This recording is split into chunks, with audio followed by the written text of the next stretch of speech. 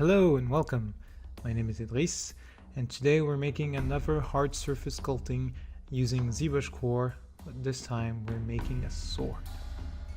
I made a very quick concept, very generic WoW style sword for us to work on. I started by appending a few primitives and placing them following my template I imported.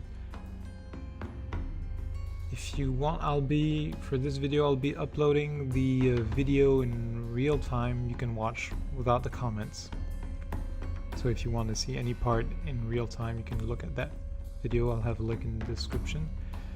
So yeah, here now I'm just appending a few blocks and then moving them into position and scaling them. Now I'm starting to work on the part that will hold the blade. Tried to see if I could scale it down by masking, but that didn't work out. Since it's a cartoon sword, it's a good subject. It's something you can realistically do in ZbrushCore. If you wanted to do something very clean and very perfect, it would be a lot harder to do in ZbrushCore. But if you're aiming for stylized, cartoonish props and models for your games or any other project, ZbrushCore could work in that situation. So yeah, using all the tricks I've shown you in the previous videos, we're making moving right here, flattening the top. Be sure to look at my previous videos on ZbrushCore to see how I did all these tricks. I have to work around the limitations of ZbrushCore.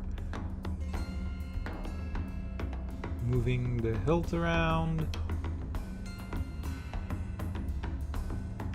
using the move brush, move topo. I'm shaping it into the position, the shape I want. Look at that later. Now to work on the blade, we're going to use the boolean trick I showed you in the previous video, and now we're going to use it we're going to use it multiple times and in clever ways to get the odd shape of the blade to work using that technique. So we duplicate the cylinder a couple of times, divided it a bunch of times so it's a nice clean cut, and then just move every cylinder into position. This one I had to dynamesh to get the real shape I want. Basically, you just make, using primitives, you make the shape of the cut you want to make, then you set it to divide, to subtract, excuse me, and then you merge down and redynamesh, and it will subtract the part you appended. Now we have a complicated cut on top, so we're going to be doing this in two steps.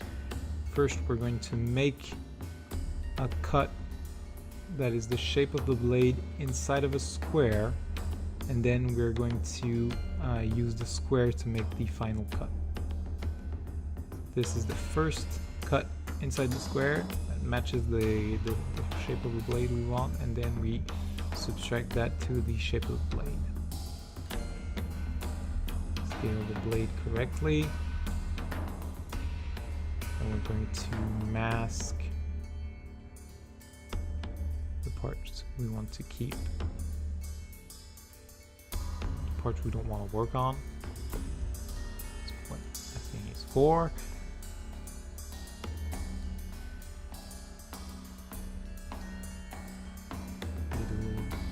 Mask on the edge.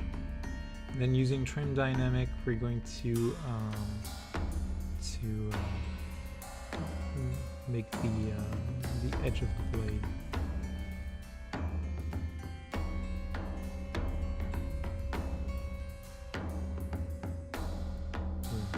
Real swordsmiths now.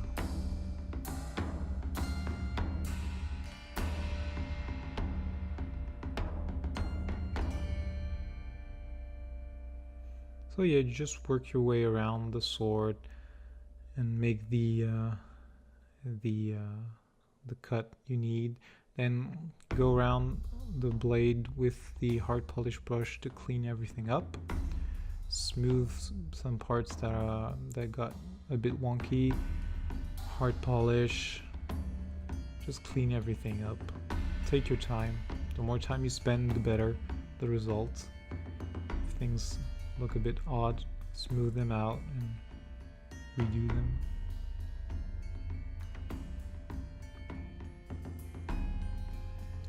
Then with a pinch brush, go around the edge to make sure it's sharp, nice. Using lazy mouse to make sure you have a nice steady stroke. A bit more cleaning. Now using the same trick, we're going to hollow out the bottom of the hilt. Make the shape you want to cut out. Set it to subtract, then merge it with the part you want to cut from. Redynamesh, and it will subtract.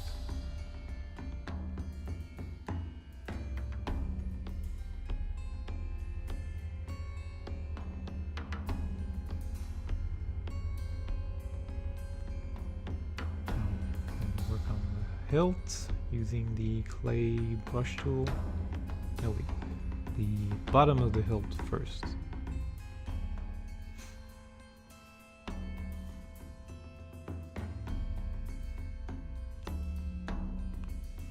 I moved it too much, so I can't use symmetry.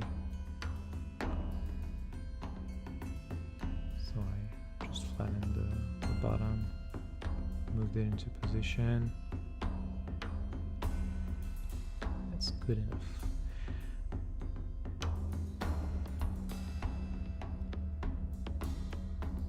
Activated symmetry to work on both sides at the same time. Then with trim dynamic, I made a chamfer on the edge. Doesn't have to be perfect since we're going for a cartoon better look. Then with remove, just deformed it to match my concept.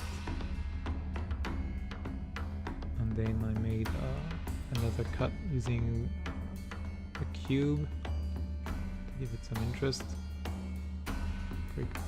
Break the shape a bit. Now with clay brush, we're going to make the strap that goes around the clay buildup brush. We're going to make the strap that goes around the hilt. Just go around it, make the alternating pattern of a strap that would go around. I use symmetry for this to begin with, since you are not supposed to be able to look at every side, at both sides at the same time. And that would make it a flat surface.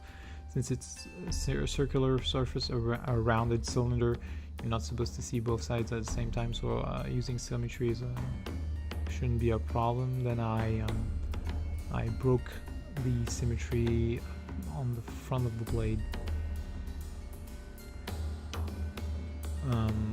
There are lots of artifacts that are left behind the clay buildup brush, but it's okay. I think in this instance I didn't bother cleaning them up too much because I thought it gave a bit of a cloth texture to the hilt.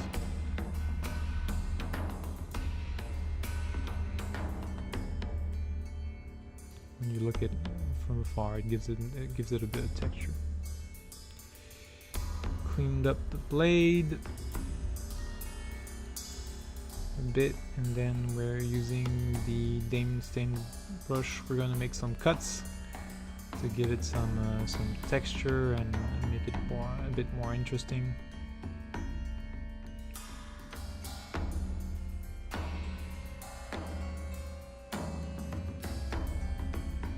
Cuts to the hilt, then